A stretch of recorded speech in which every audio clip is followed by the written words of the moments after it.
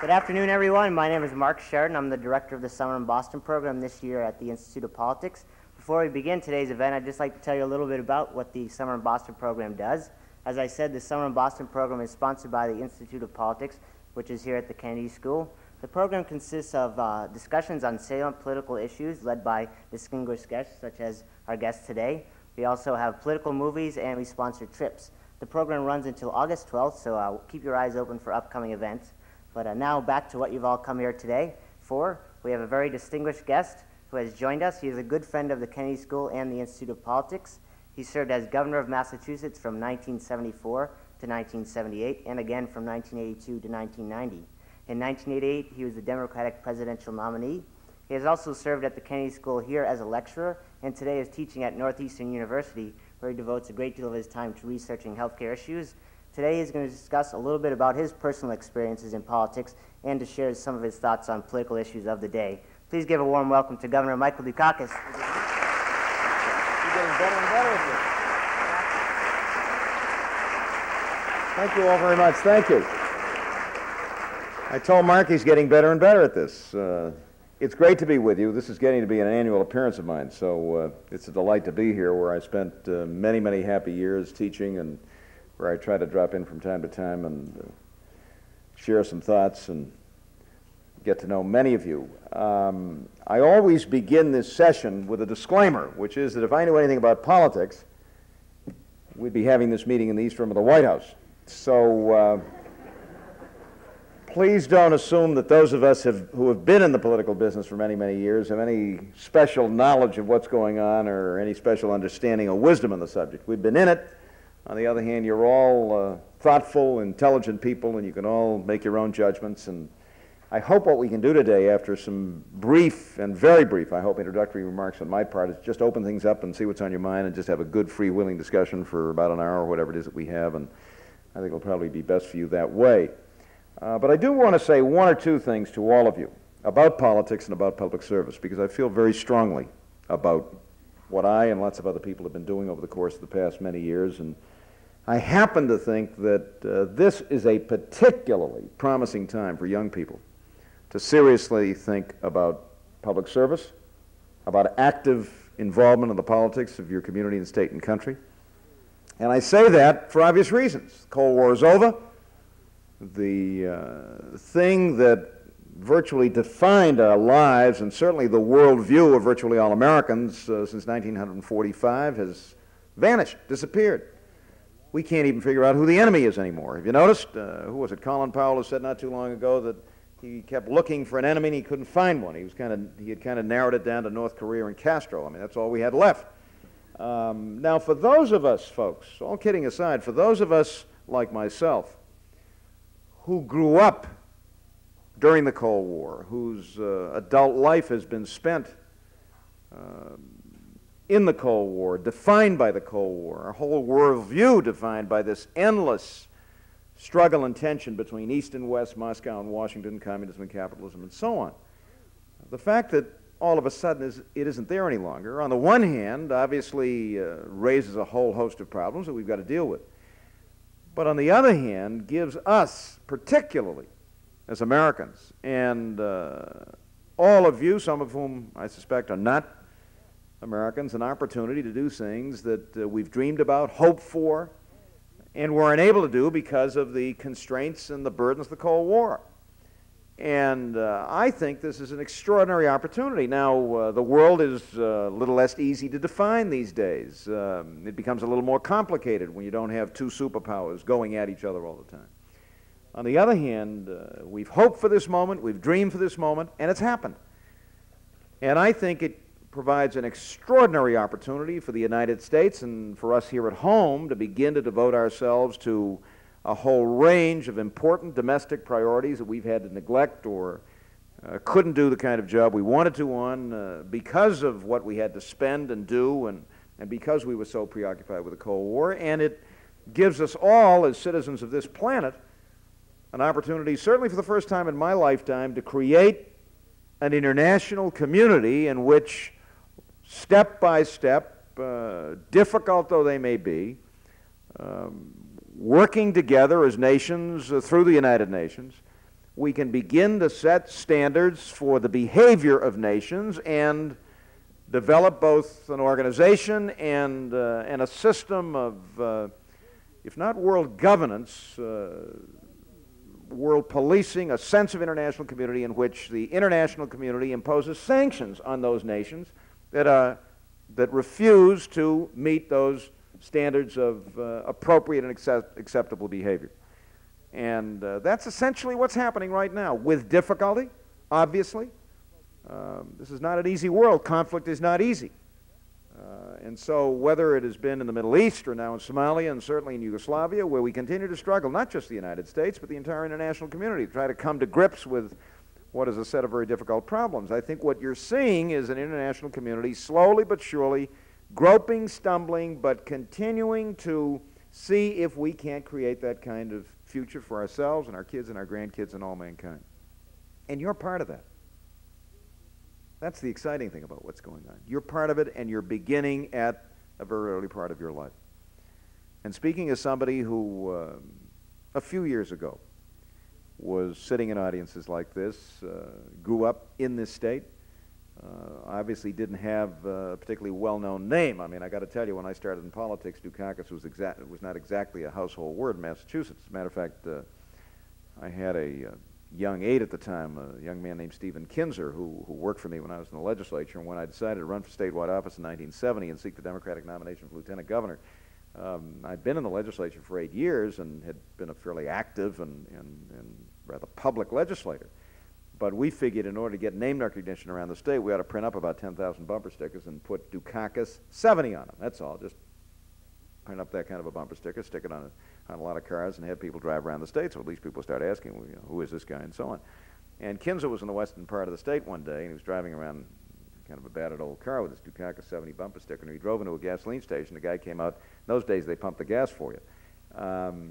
Came out to fill his tank, and he looked at the sticker, and he looked at Kinzer, and he said, Dukakis. He said, what's a Dukakis? I mean, that's, that's how well I was known, and Kinzer didn't bat an eye. He said it's a rare bird, and there are only 70 of them left.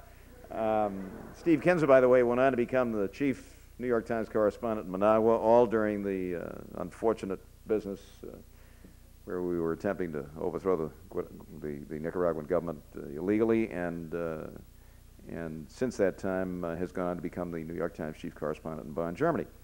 So those of you who are regular readers of the New York Times will read Kinzer's prose from time to time. So, it wasn't that I started, or for that matter, a Paul Tsongas or a Bill Clinton started with any particular advantage here. And as a matter of fact, we happen to have the most open political system in the world. I mean, it's just sitting there waiting for a lot of young people like yourselves to get into it, to begin to become skilled in it. And most of us usually do that by getting involved in somebody else's campaign. But over time, if all goes well, to begin to think seriously about running for public office yourselves, or at least working for people in public office, and ultimately making public service your career. And that's the thing that I really want to focus on, not exclusively today, but if there's a point I want to make, if there's something I want to leave you with, it is that this is an open system, that you don't have to ask permission, that you don't have to buy a ticket into the American political system, and that most of us who have had any degree of success in running for office, seeking office, and winning elective office, and then trying to do something with it in the best sense of the word, started basically where you are now, as volunteers in people's campaigns, and then slowly but surely worked our way up to a point where we could seriously think of running for public office. I happen to live in the town of Brookline, was born there and grew up there, went to school down at Swarthmore, Pennsylvania, spent some time in Latin America, and of course did some military time over in the Far East. But I was fortunate in the sense that my town happens to have something called a representative town meeting. I mean, the town legislature is basically made up of 240 people who run for office from relatively small districts. That's where I began, folks. I mean, you can't start much lower on the totem pole than that, after having been a volunteer in a number of campaigns for 3 or 4 years. And while I was still a law student over here at law school, led a slate of Reform Democrats to victory in a local party election, became the chairman of my Democratic organization, and 2 years later ran for the state legislature and was fortunate enough to win. So if you're wondering what it takes, or whether you have to have some special cachet or otherwise to do it, I mean, I'm a living example. Paul Tsongas is another. I mean, Tsongas began as a member of the city council in Lowell, and then he proceeded to walk all over Middlesex County, quite literally as part of his campaign, and became a county commissioner.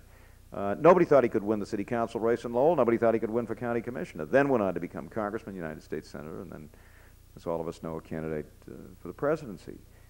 Clinton himself, as you know, began in a very small town in Arkansas, and after coming back as a Rhodes Scholar and going to law school, went back to Arkansas, taught, ran for Congress, got beat. By the way, a lot of us run and get beat the first time out.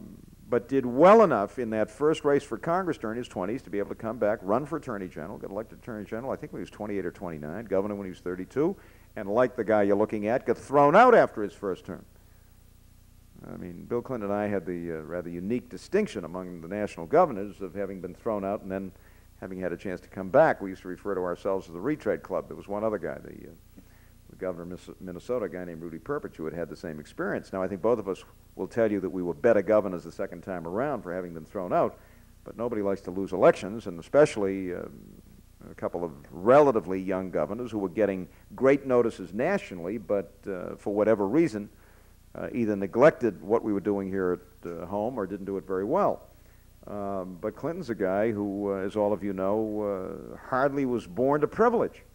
And he's now the President of the United States. So don't let anybody tell you that you folks don't have as good a shot as any of us in seeking to be of service.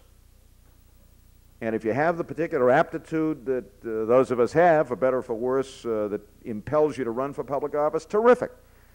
If you prefer not to be a candidate, and some people like to be candidates, some people don't, there's nothing wrong with pursuing a career in public service that doesn't necessarily mean running for office.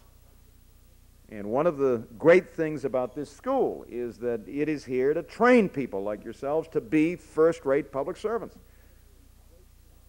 And being good public servants these days is not easy. Managing and getting things done in the public sector is very difficult. It's a hell of a lot difficult, quite frankly, than managing the private sector, and that's not easy. And the reason it's difficult is because everything you do is very public. There are all kinds of people standing around with notebooks and tape recorders and cameras who are trying to see what you're doing wrong. That's what the press's role is. And that's why it's difficult in the public sector. On the other hand, I can tell you this, there is nothing more fulfilling or more satisfying than having the opportunity to help make life, society, the world around us better for ourselves and for our fellow citizens. That's what public service is all about. And that's why it's so exciting and so meaningful and so fulfilling. And it's why so many of us go into it, even though you have to understand that when you go into it, you're going to be criticized, sometimes unfairly. But that's part of being in public life. And I just think it is very, very, very important that as many of you as possible who are here today, have the opportunity to go to school at an institution like this, and to be thinking about what you want to do in this post-Cold War era, very seriously consider some form of public or community service. And thanks to President Clinton and the concept of national service, more and more of you at least are going to have an opportunity to try that out in the form of public or community service as a means for paying for your education, which I happen to think is terrific. So that for a year or two, you're going to at least be able to try out some aspect of public and community service, which doesn't necessarily have to be political. It can be teaching, it can be social work, it can be law enforcement, criminal justice, I mean, the whole range of areas that are open to you. But I can say to you, after over 30 years in politics and government, with great moments and not so great moments, believe me, losing isn't fun. And I've had to do that a few times. But I can honestly say to you that I wouldn't change, I'd change a few things, some of those losses, but I certainly have no regrets of any kind about the decision I made to go into public life many, many years ago. And I hope you too, after listening to guys like me and others, will be inspired to do the same. There was a fellow named John Kennedy that came over here as a young United States Senator in the late 50s when he was thinking about running for the presidency, who spoke to a group of 400 or so over at the law school. And it was one of the most inspiring afternoons I've ever spent. And a great many of us at that time, having listened to him, I think made a kind of semi-conscious decision, if you will, or at least a general decision that yes, we wanted to do something like that.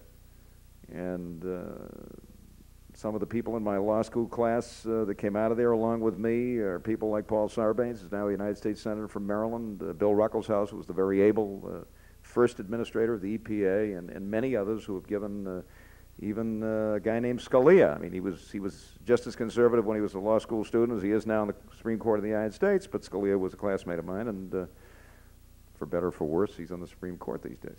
So, so it's the point I'm trying to make to you, and I'm going to conclude with this, is that there's nothing mysterious about all of this.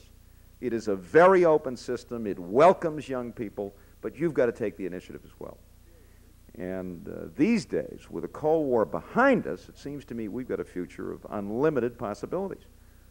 Now, there will be conflict. There are bad people out there from time to time to do things that you and I, that outrage us, that have to be controlled, disciplined, and so on. That's human nature. But at the same time, there are literally hundreds, thousands, millions of people out there who believe very deeply in the concept and the ideal of public service and want to do something about it. So I hope you'll think about this very seriously as we have our discussion. And as you go on and begin to think about careers, take advantage of the opportunities that are available to you to get involved in campaigns, to do national service, either through the President's program or in some other way, and begin to get into the life of your community and state and country. That's what this is all about, and I'm just delighted to be here this afternoon to have a chance to share some of these thoughts with you and then to get into some of the important issues we face. So let me stop at this point, open things up, and we've got at least until, what, 5 o'clock anyway, Mark? And then I've got to go get a haircut from my favorite Greek barber down the street, so there we are. Who's first? Anybody? Do we have some microphones here too? Yeah. Okay. Fire away. Go ahead. Hi. Can I introduce myself? Alexandra Garrell from Toronto. And I'd like Welcome. to thank you for your encouraging comments about entering public service. And well, my question, on the one hand, I'm encouraged by new possibilities with international cooperation and stuff for economic things, but on the other hand, the reality I see that there are a lot of trade agreements that are trying to be worked out. And I'm wondering if you think, like for example, Russia and the new republics like Ukraine and Kazakhstan, and here in North America also, that there doesn't seem to be a lot of progress being made on the North American Free Trade Agreement. And I'm wondering if you think that trading blocks like that are a good idea, or you know, what else could there be? Where are we going? Yeah. Well, maybe it's because I'm getting old, and I apologize for that. But when I look at today's world and where we are when it comes to trade, compared to where we were, say, what, 50 or 60 years ago, I mean, there's no comparison. It seems to me you ought to be encouraged. Remember, one of the things that exacerbated the Great Depression, both here and in Canada and everywhere, was something called Smoot-Hawley. I mean, we decided that we were going to respond in 1931 to the Great Depression by throwing up tariff walls, and we not only exacerbated the Depression for ourselves, we helped to make it much, much worse for the world at large. There was no such thing as GATT, international trading, reciprocal trade agreements. There was none of this. Protectionism was a way of life for this country and others. So as I see heads of state and what happened in Tokyo, what is happening between and amongst Canada, the United States, and Mexico, inconceivable 10 years ago that we'd be talking about a free trade agreement in North America.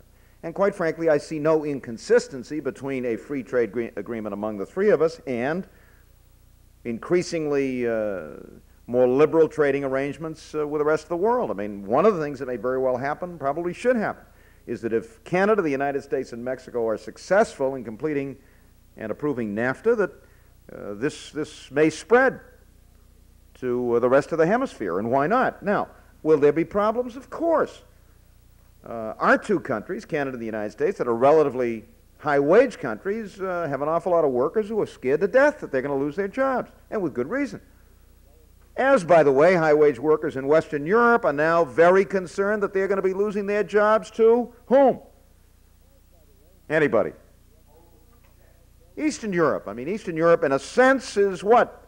kind of the Mexico of Europe in that sense, and a lot of capital is going to be going there because you've got highly trained, productive people who happen to be willing to work for almost nothing, at least in our terms. So there have to be, there's got to be phased, there's got to be adjustments. Those countries that are high-wage countries are going to have to deal domestically with the impact, some of it negative, on their workers and on jobs, and we've got to work hard to make sure that that our workers and our people benefit from this kind of thing. But in general terms, I think the fact that we're moving toward a free trade agreement in North America is a plus. And what essentially remains now is working out some side agreements with respect to labor conditions in Mexico, which is important, and environmental conditions in Mexico. And that is important. But I think we're making great progress. And quite frankly, I'm a supporter of the Clinton approach to trade. I think our relationship with Japan is perhaps the most important bilateral relationship in the world in some ways, economically. But access to the Japanese market has been exceedingly difficult for American and Canadian and European countries. And I think the Japanese have got to recognize that, and working together, we've got to insist that those barriers come down, not so much in the form of tariff barriers, but in the form of barriers to access to markets. And I think that's essentially what happened, or at least we've had a start toward that in connection with the meeting of the G7 in Tokyo. So I'm very encouraged by this. And I think we are going to have a free trade agreement in North America. And I think it's going to be a good thing. And done right, it should benefit all of us. Incidentally, are there any of you here from Mexico? I'd be interested in your thoughts about what's been happening in Mexico lately. I mean, my sense is that some remarkably impressive things have been happening in Mexico, and part of that has to do with the president of Mexico, who happens to be a graduate of this institution, and you should be very proud of that. And in fact, one of his most popular initiatives, I gather, was the subject of his PhD thesis here at the Kennedy School. So I think it's terrific, and I think it's something that should encourage us. I don't think you should be discouraged by this. I think it's very, very impressive. Who's next? Who's next? Yeah, go ahead. Yeah.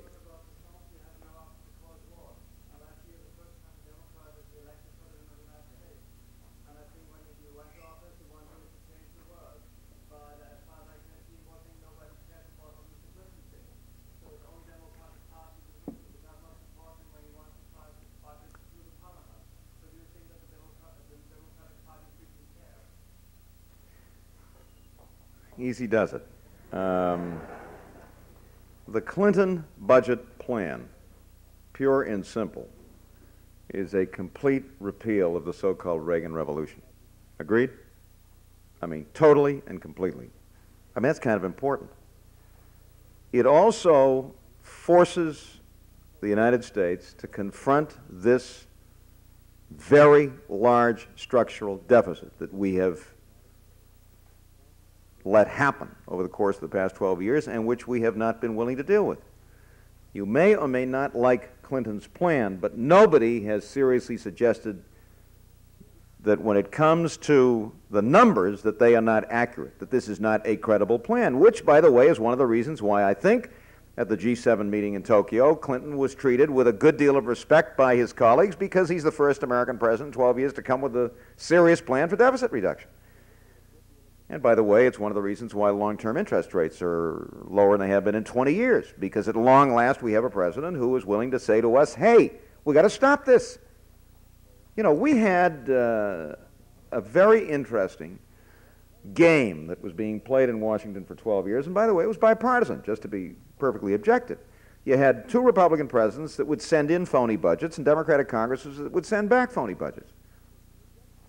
And the deficit and the national debt quadrupled in 12 years. I mean, that's basically what's been going on. This guy has finally said, we got to stop it.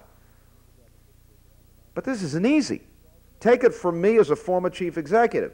The most difficult thing you can possibly do is to ask your legislators either to raise taxes or cut spending, right? And he's trying to do both. And lo and behold, sure, by narrow margins, but a win is a win. He got it through the House, he got it through the Senate, and I suspect, I assume that that conference committee will come up with a reasonable compromise and it will be approved. Now, for a Democratic president to be able to do that in a little more than 6 months, I think is remarkable. Well, remember, this is not a parliamentary system. Those of you who come from countries with parliamentary systems have a right to expect the Prime Minister, the Chancellor, whoever it is, with a majority. After all, he is the majority leader, right? That's how he becomes Prime Minister or Chancellor. You have a right to expect him to put his program through in a month and a half, right? If he doesn't, then the government collapses and there's another election. And most members of Parliament don't like to have to stand for election every 6 months, or 3 months, or 60 days. We have a different system. Our president, as you know, is elected independently of the Congress. And so the members of Congress, even though they are Democrats, do not owe their political life to that leader. But I think it's remarkable that he's been able to do what he's been able to do. Sure, he's made some mistakes. Every president makes mistakes. John Kennedy at this time in 1961 had had the Bay of Pigs fiasco. He had gone to Vienna and had a terrible time with Khrushchev. It was not a good 6 months for him. Kennedy had terrible troubles trying to get things through Congress, you know. Did not have a very good congressional box score, if you will. No, I think Clinton is now. I happen to be a friend of Clinton's. I've worked with him for 15 years. He's one of the ablest people I've ever worked with. So I have a lot of respect for him. And I was saying to people a month or two ago, I don't care what the polls say. 6 months, 8 months, 10 months, or a year, this guy's going to be in pretty good shape. And I think you're already beginning to see some of that already. Certainly his performance at Tokyo, there was any doubt that this guy is a serious international player. I think Tokyo removed all doubts. Now he's got to come home and get that budget and economic plan through, get us a health care reform bill, get his national service bill through Congress, which he will, get a campaign finance bill through Congress, which he will, get going on welfare reform, which he will. And my own judgment is that by next year, Bill Clinton's going to be in pretty good shape, especially if the economy cooperates. But you've got to understand that in our system, where the President and the Congress are not joined together institutionally, it isn't going to be quite as neat and as clean as it is in a parliamentary system where the majority party doesn't dare to desert the Chancellor or the Prime Minister for fear that they're going to have to go out and ask people to re-elect them again. Who's next? Yeah. I'm on camera here as well as far away. I'm just wondering, are you planning on, just look here. It's okay. Are you planning on maybe running for any more public offices? And also, if you had been elected to the presidency, do you feel you would have set up programs similar to Clinton? Well, I doubt very much that I'll run again. After being governor of my state for 12 years and running for the presidency, I'm not sure what else there is to run for. And as Mario Cuomo likes to say, Clinton's going to run for re-election in 1996. I think he's going to be re-elected by the year 2000. Guys like Cuomo and Dukakis are going to be on Medicare, so I'm not even sure we're going to be in condition of it. But there are lots and lots of ways, folks, to be of service in a public sense.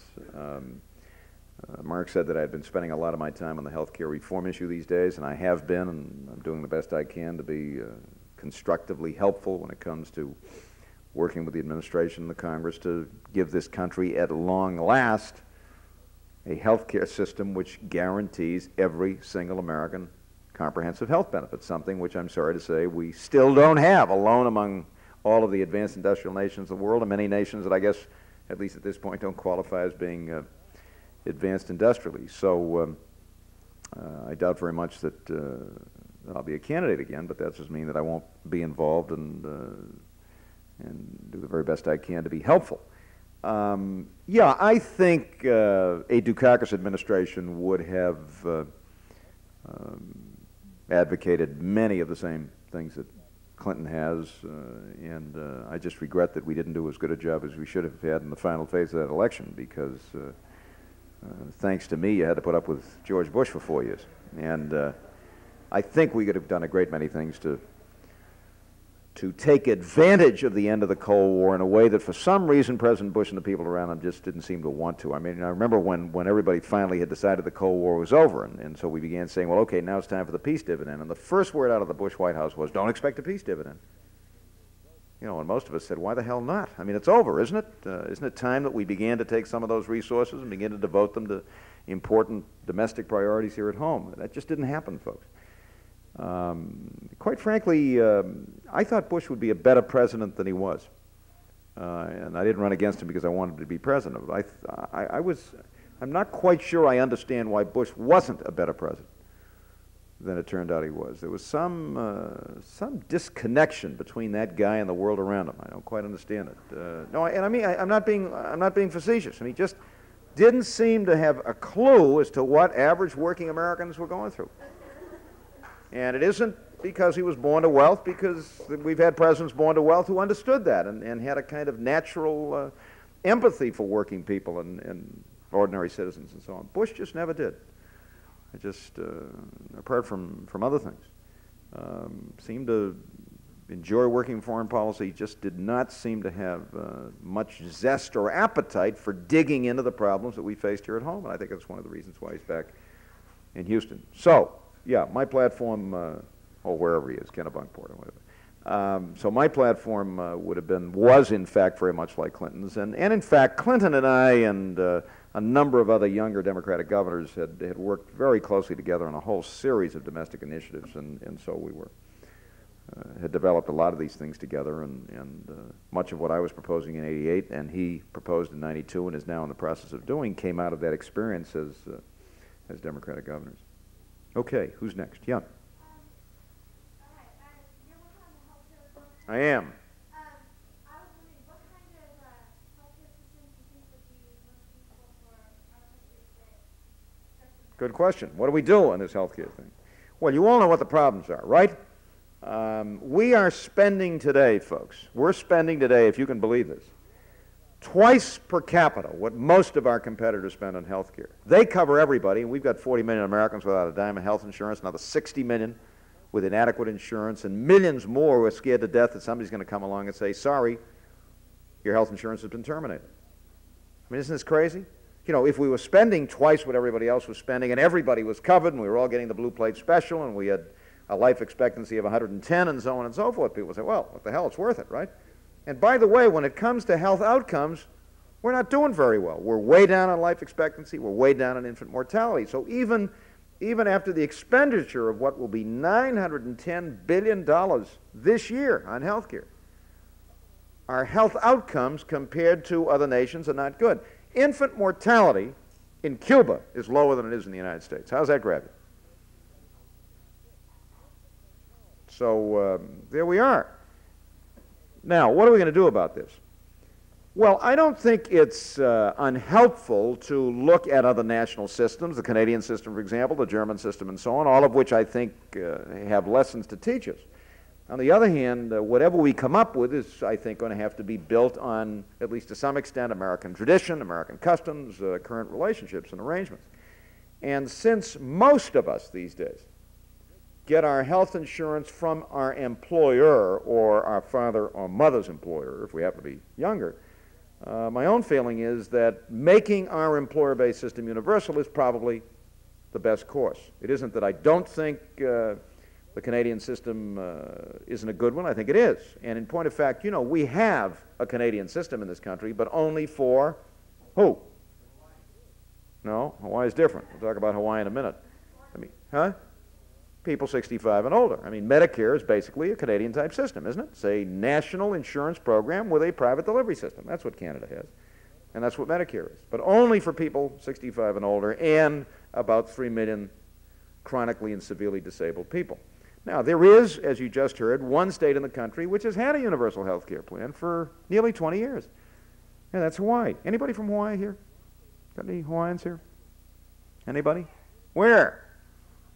Stand up so we can see you. You're probably the healthiest person in the place. Where are you? Huh? Where? Where's our healthy Hawaiian person here? Anyway, whatever. Now, why Hawaii? Well, that's the federal system, folks. I mean, for whatever reason, in a system with 50 states, our history has been that it's the states that are the laboratories for social and economic change. One state will move out in front. At various times in our history, Wisconsin, for example, in the early part of the 20th century, was a state that moved ahead in a whole series of very progressive ways. This state had the first workers' compensation system. And so a federal system gives our states an opportunity to test out some of these ideas. As a matter of fact, Congress rarely acts on any domestic issue unless some state has tried it out, and usually 2 or 3 states. Well, in 1974, the state of Hawaii, which began getting a little tired of waiting around for Congress to act, decided that it would move toward a universal system. So in 1974, they said that from that point forward, all employers in the state of Hawaii, without exception, would have to insure their employees.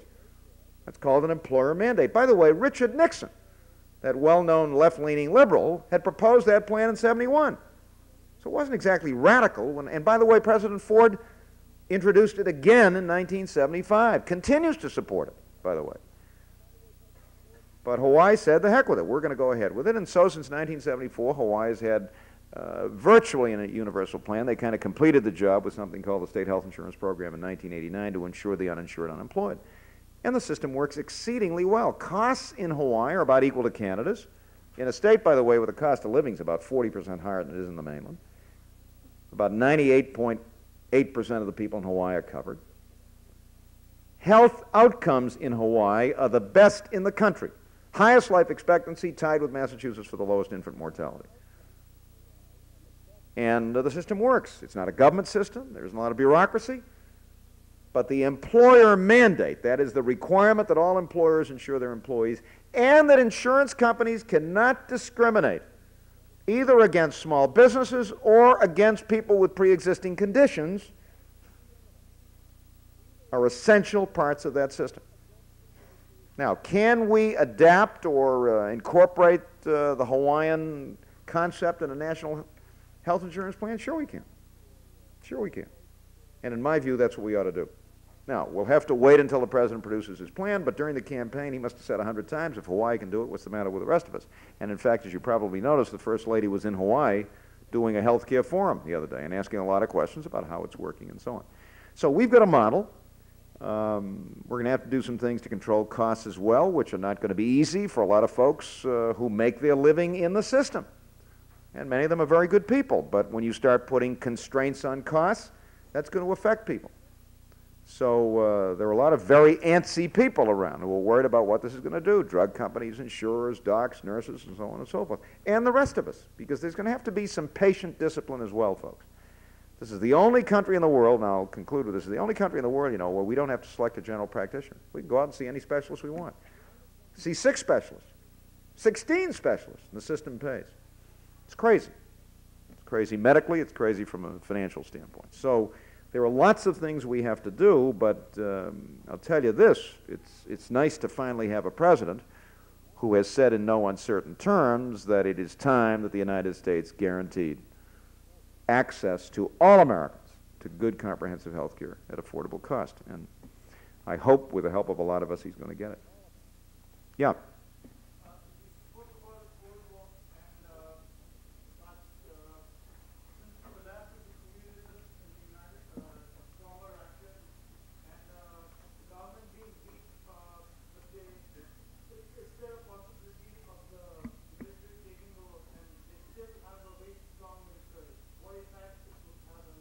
You mean in the former Soviet Union? Look, military takeovers are always possible, aren't they? Well, I don't know how strong it is. I mean, you don't get the sense that politically the military is that strong these days in what used to be the Soviet Union. It's demoralized, it's underfunded, it's a lot of things.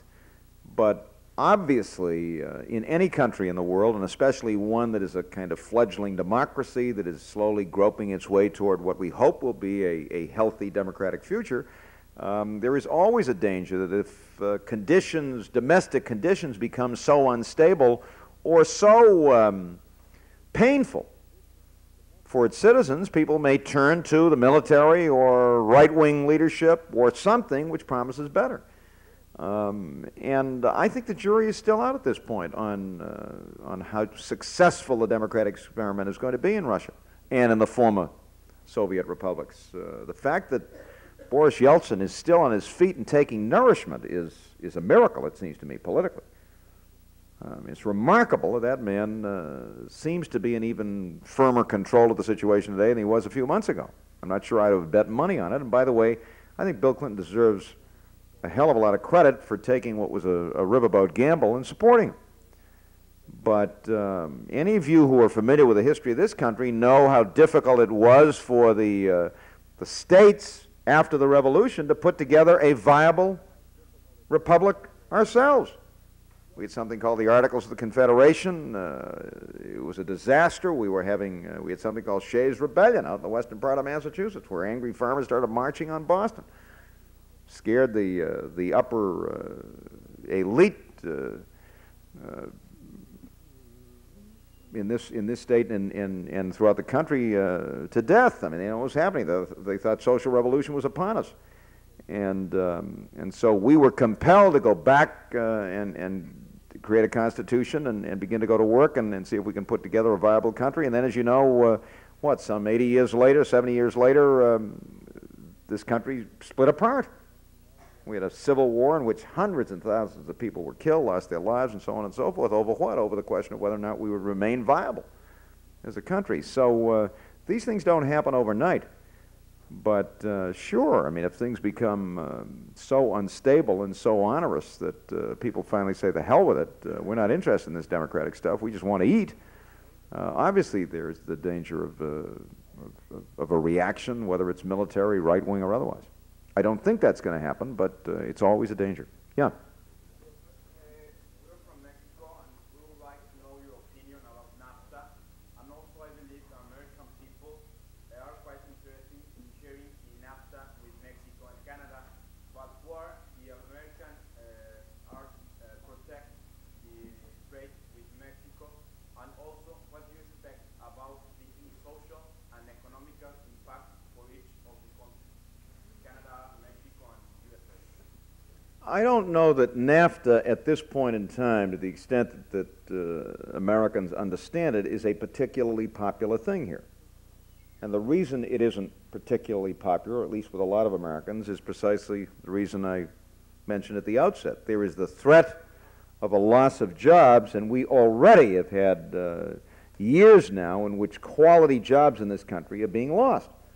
Now, that isn't just because of competition from Mexico, or for that matter from other parts of the world. Part of it is that we ourselves kind of got behind the curve when it came to modernizing manufacturing in this country, competing with the Japanese and others, as well as lower-wage countries. So the president is going to have a very hard job here, convincing a majority of the Congress, including a majority of the Democrats, that NAFTA is in our best interest as well as in the best interests of North America generally. But clearly he's committed to it. On the other hand, as you know, he has said that there are two conditions that have to be attached, or two side agreements will be required. One of them has to do with insisting that Mexico enforce its labor laws, which unfortunately you are not doing in many parts of Mexico. And secondly, that there be some environmental standards that all three countries are going to have to meet as a condition for the agreement. Now, I think my sense is that Mexico is prepared to agree to those side agreements, and then it's going to be up to President Clinton and the Democratic leadership in the Congress, and the Republican leadership, too, if they're prepared to do it, because I think this is going to have to be a bipartisan vote here. There will be a significant number of Democrats that will vote against NAFTA because of their concern about jobs.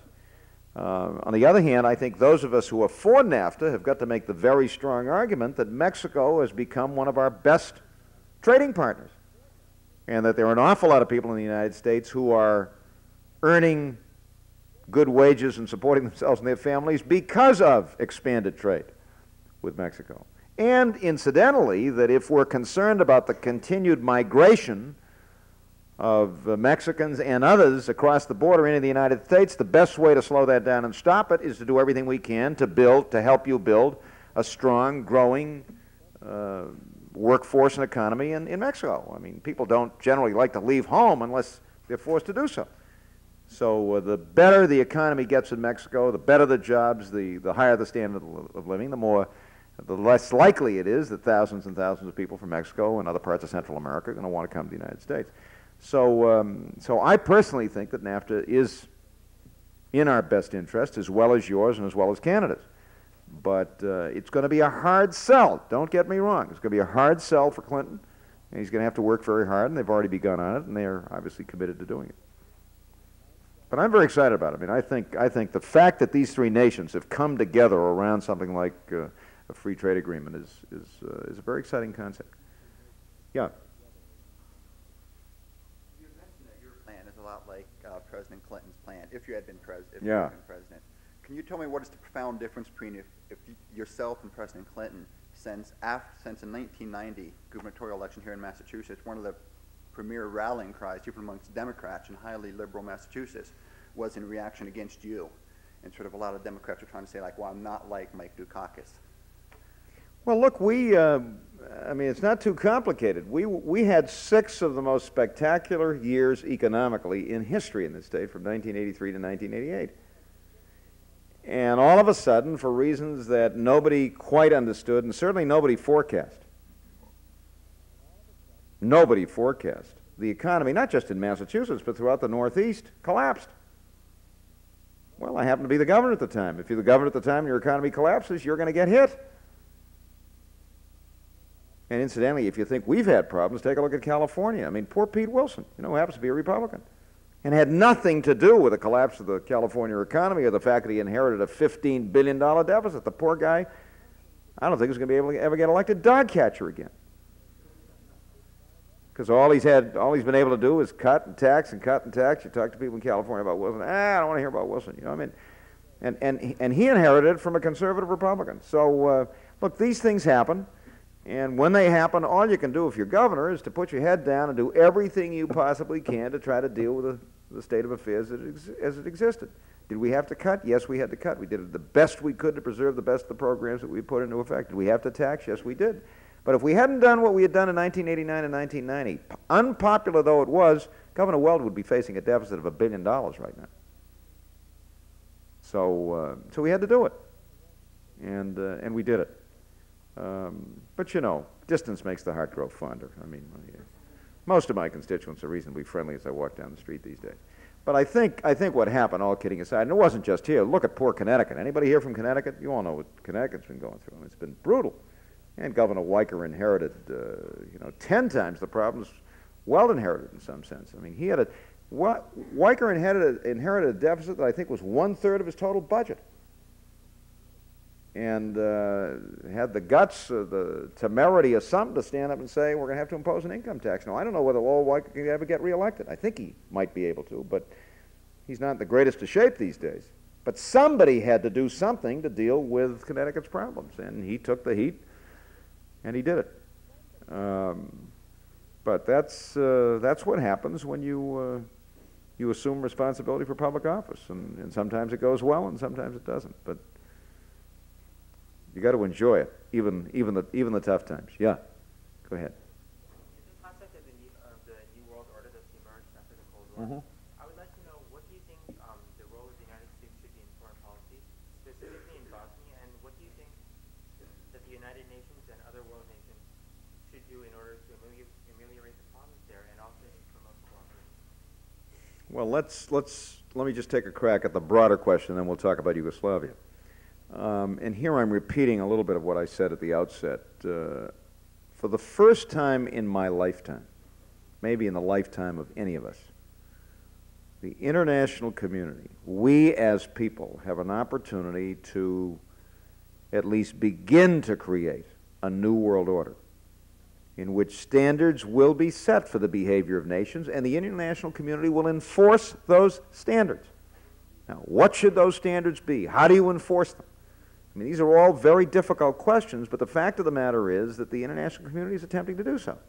They did so in the Middle East when Iraq invaded Kuwait. They have responded late, but responded to what was a horrible situation in Somalia.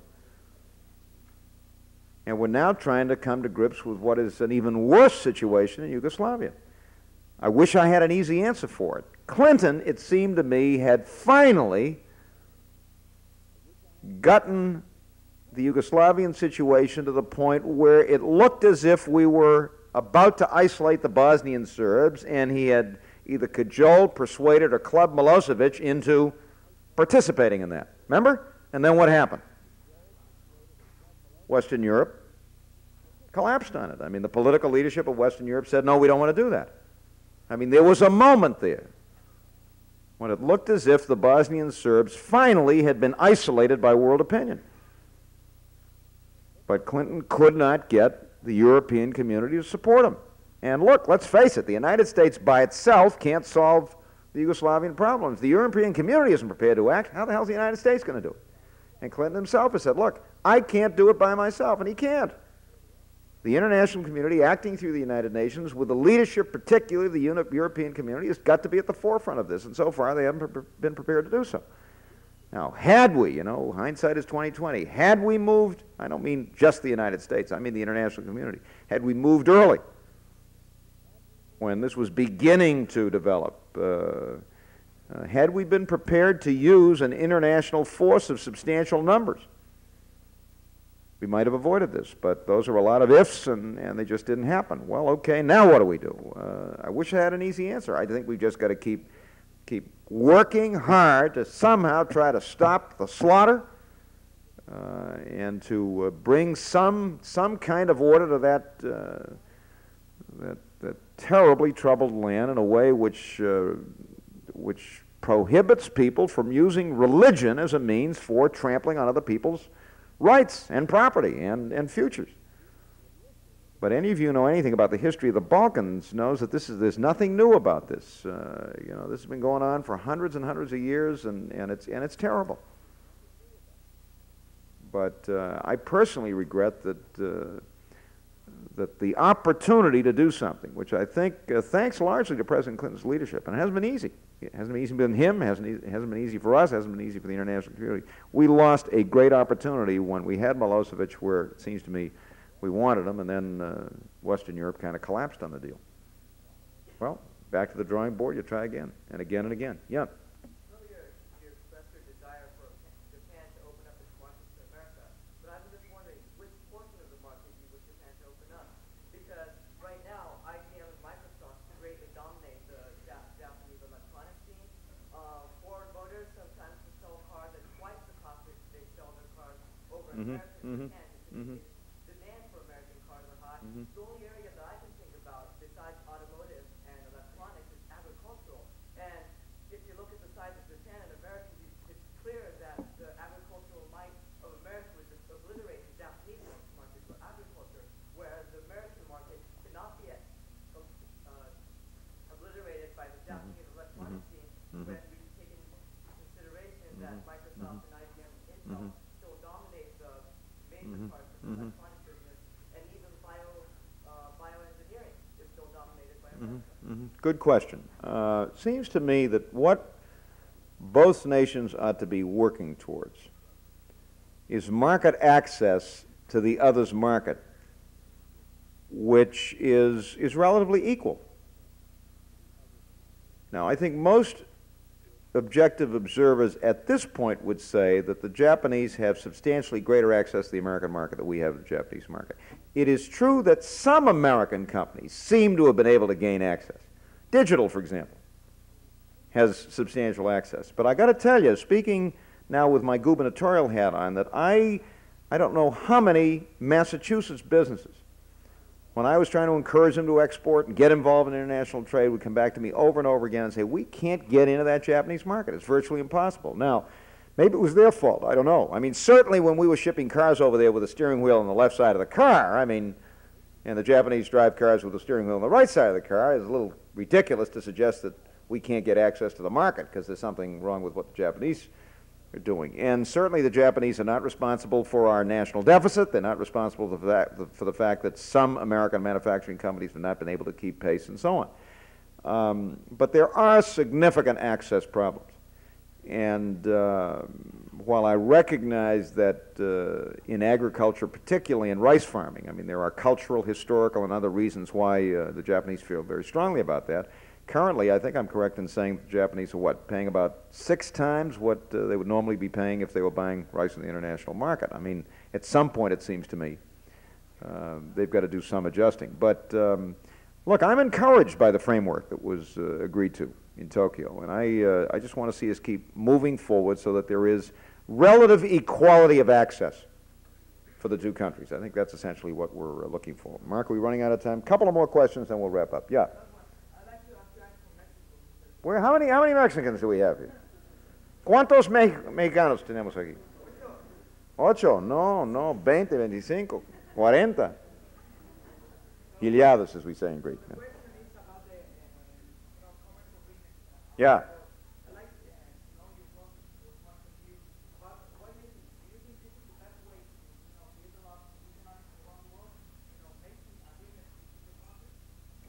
You mean in trading blocks, for example? No, I would hope that more and more, I mean, I guess that was the question you asked. I would hope more and more that these could be agreements that had international application. I mean, that's what GATT's all about. That's what the Uruguay Round is all about, and so on. On the other hand, I don't see anything inconsistent between continuing to proceed to liberalize trade generally on a broad international basis and at the same time, in certain areas, move ahead toward completely free trade. Why not? What we don't want, I mean, the thing that we've got to guard against is trading blocks with its free trade within them, and then there are tariff walls that are put up around that trading block. And that, of course, was our concern, at least about the European community. I think that's tentative fate. One last question. Yeah. Governor, first, as a Californian, I need to correct a misimpression. Shoot. If you drive throughout my state, you'll see signs and bumper stickers all over that say Pete Wilson for dog catcher, so he does have... Oh, okay. I wanted to ask a question. Doesn't mean he'll get elected dog catcher, though. Okay. And look, I happen to be, I think I think Wilson's a pretty able guy, but I mean, he's gotten killed. Anyway, go ahead. I read a few years ago that Walter Mondale and George McGovern had a telephone conversation. And Mondale asked McGovern, when does the pain go away? How long does it take? And McGovern told him, I'll tell you when it happens. You came to the pinnacle of American politics and just didn't quite make the top rung. What was that like for you personally? And how long did it take for you personally to recover from that disappointment? It's a good question. Well, look, I mean, losing stinks, you know, particularly when you've been working your tail off for 18 months and thousands of people have been working for you. I mean, I think there's kind of double pain here. One of it's personal, but the other is that, you know, as you get out there and you begin to build an organization and thousands, hundreds of thousands, millions of people begin to say, hey, this is the guy we want, an awful lot of their hopes and aspirations are riding on your success, and when you lose, they lose. And I've had thousands of letters from people who cried all night, who couldn't get over it, and so on and so forth. I mean, and you feel that very strongly. I mean, you feel that responsibility.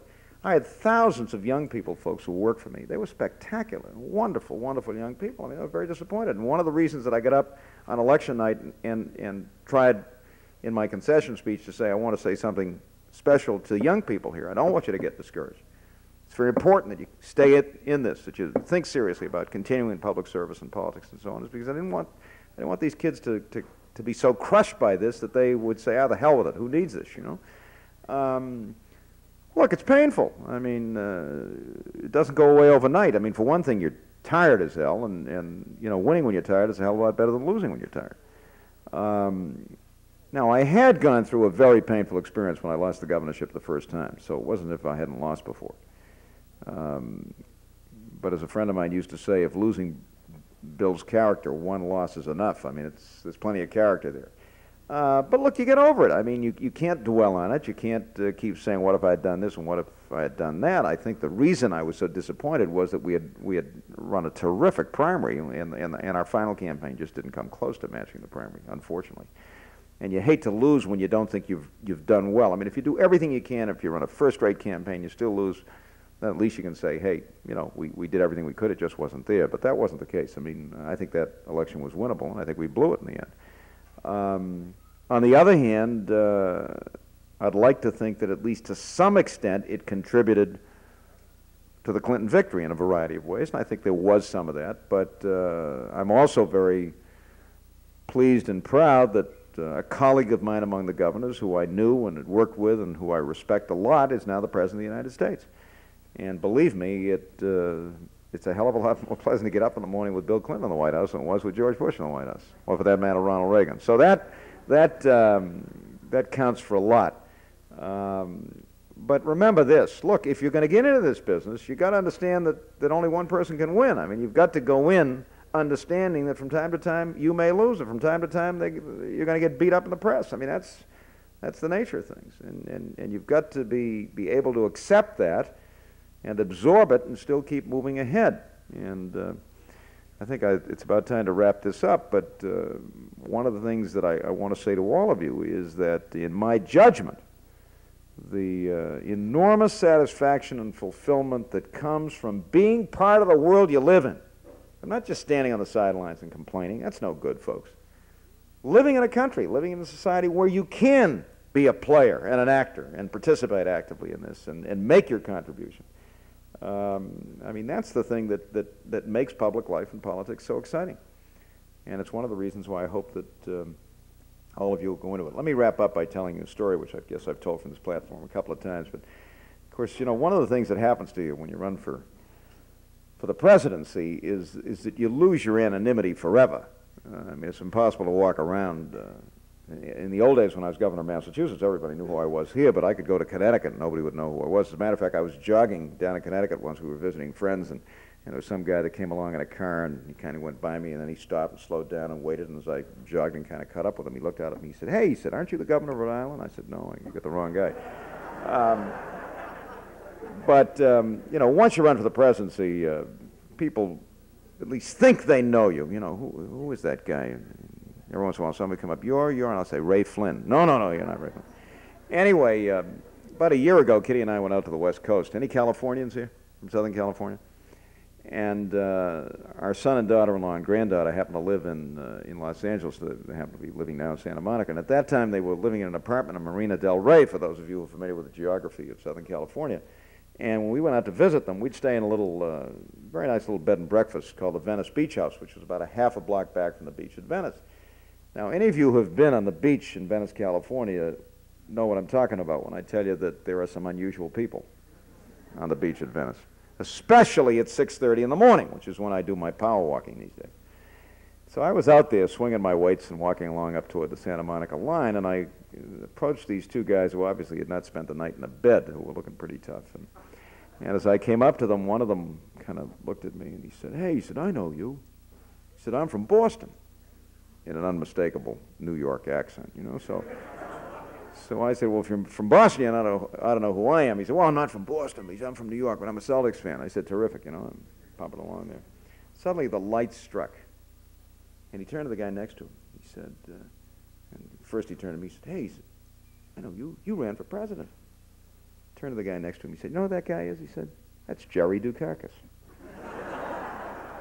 I hope this has been fun for you. I hope you take a few of these exhortations to get into politics and into public life seriously. Have a wonderful summer. It's great to be with you.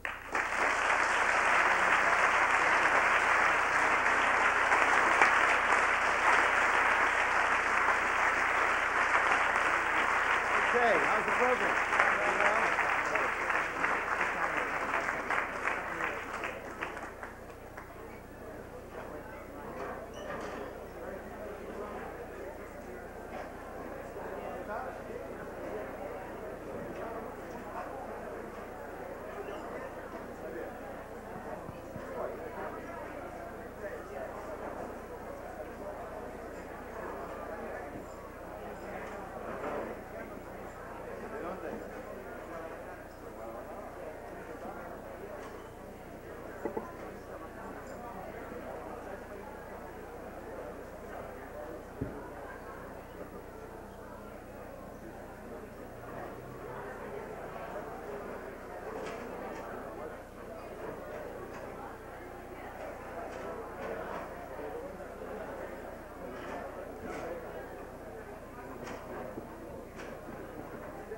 Bueno.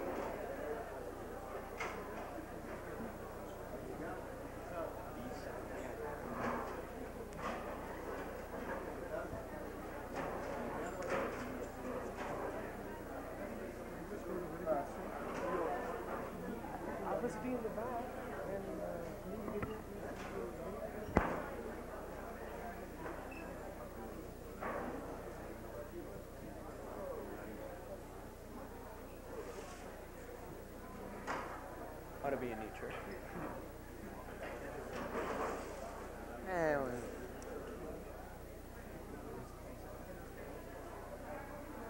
I don't think we'd be able to pull it off.